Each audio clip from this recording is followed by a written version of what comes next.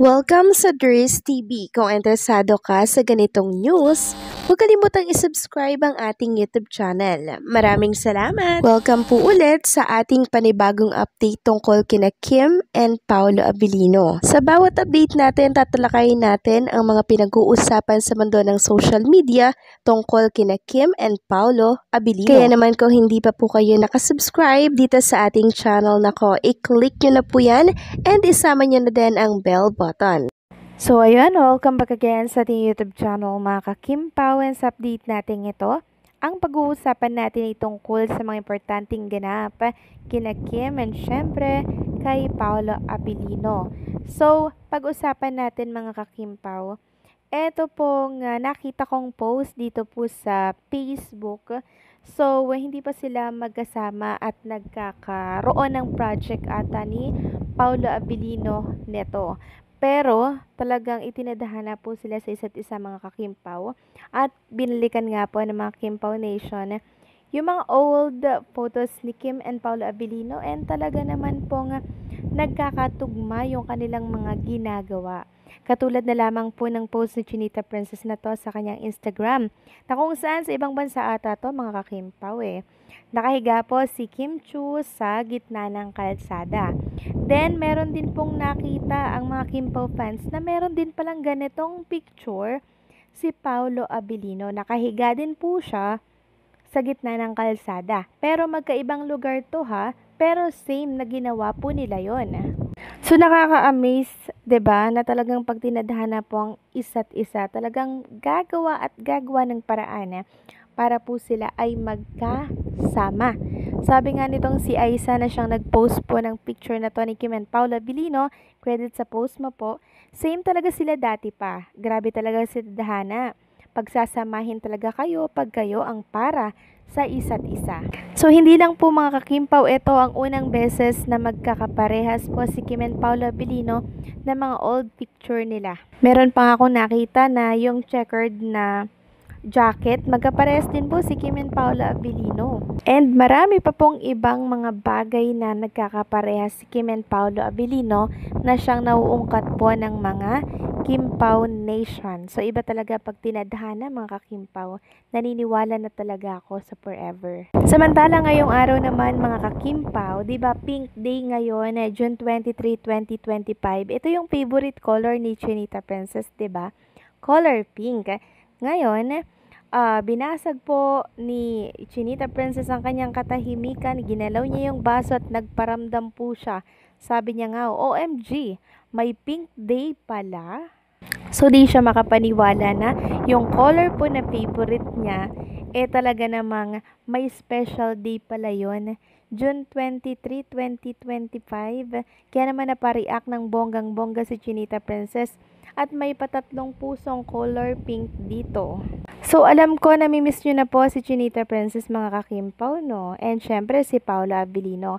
Kanina nga po sumilip ako sa It's Showtime para i-check nga po si Chinita Princess kung present ba siya sa naturang ng Tem Show. Wala po akong nakitang Kim Chu mga ka-Kimpaw Di ko alam kung nag-CR lang ba siya or what, or hindi lang talaga umappear dito sa It's Showtime, or absent talaga siya ngayong araw po ng Lunes. Kasi ang nakita ko lang sa closing at sa opening, eto pa rin po sila Jackie, si Jong, si Bong, tapos si Karil, Chang Ami, and syempre etong si Bong Navarro at yung isa pa po mga ka-Kimpaw. So wala pong Kim Chu akong nakita dito. Kaya ang tanong ng maraming Kimpaw Nation, nasaan si Chinita Princess? Bakit absent siya dito sa It's Showtime ngayong araw ng Lunes? At dito nga lumakas lalo ang paniniwala ng mga fans na nagtulak na possible ito sa Cebu. Pero ito naman yung tanong ko mga ka-Kimpaw, kung nagtulak sila ng Cebu, bakit wala po tayong nakitang mga picture at video ni Kim Chu dyan po sa airport? Every aalis po si Kim and Paolo Abilino, diba? At may pupuntahan. Meron tayong nakikitang mga video ni Kim and Paolo, pero bakit ngayon? Parang wala tayong nakita. Kaya naguguluhan ako kung nasa Cebu na ba or nandirito pa sa Manila. Kasi hindi po ako hindi ako mapapaniwala hangga't wala akong nakikitang video o picture ni Kim and Paolo na nasa airport na sila. Pero may mga nababasa ako na si Kim and Paolo daw nasa airport na at sumakay ng private plane. Di umano mga kakimpaw, hindi pa naman kasi yan sure. Kasi nung nakaraan pa po mga kakimpaw, si Ate Lakam sa Cebu, and syempre etong buong team ng The Alibay, nasa Cebu na din po. So siguro nga po sisimulan na po nila yung taping nila. Pero finding Kim and Paolo, nasaan sila mga kakimpaw? Kasi kung andirito pa si Chinita Princess, di sana 'di ba nag-it showtime siya. Nakakaloka 'di ba? Si Paolo ganon din po mga kakimpaw, nananahimik din po siya kahit kahapon. 'Di ba dapat may jogging session sila kahapon? Kaso nyo wala din mga kakimpaw Then, ngayong Lunes, no appearance si Kim Chu sa It Showtime. So, ilang araw pa lang di nakikita si Kim, no?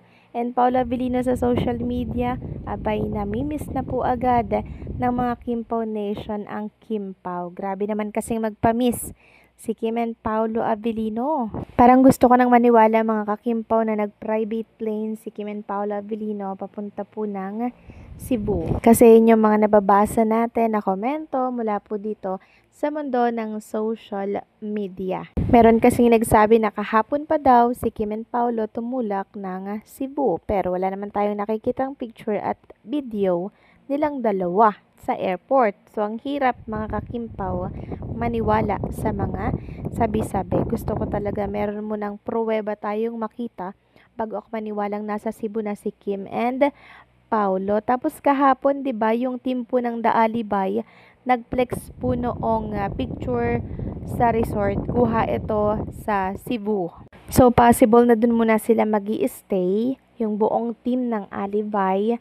'Di ba? Nang sa ganon, mga kakimpaw, habang ginagawa, tinatapos nila yung kanilang project series na The Alibay, maganda yung nila, 'di ba? Maganda yung location na pag-i-stayhan po ng team ng The Alibay, and possible dyan din po si Kim and Paolo Avellino kasi lock-in taping ito mga kakimpaw Yan lang yung base sa mga nababasa natin. Na lock-in taping etong si Kim and Paolo sa bago po nilang series. So, sa mga nakakamiss po kay Kim and Paolo Avellino, mga kakimpaw, relax lang tayo dyan, okay?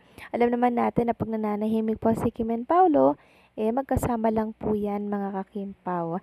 So, wag na tayong masyadong mag-isip, mag-throwback na lang tayo ng mga video na kung saan mga masasayang happenings po ng Kimpaw. Nang sa ganun ay maibsan, mabawasan yung ating pagkamis sa kanilang dalawa. Kasi meron tayong aabangan for July 4 and July 10. Tapos, next na, yung series ni Kim and Paolo. Okay? So, anong sa inyo dito, mga kakimpaw? Please comment down below. So, paano? Hanggang dito na lamang po ang update natin. Maraming salamat sa patuloy na pagsuporta.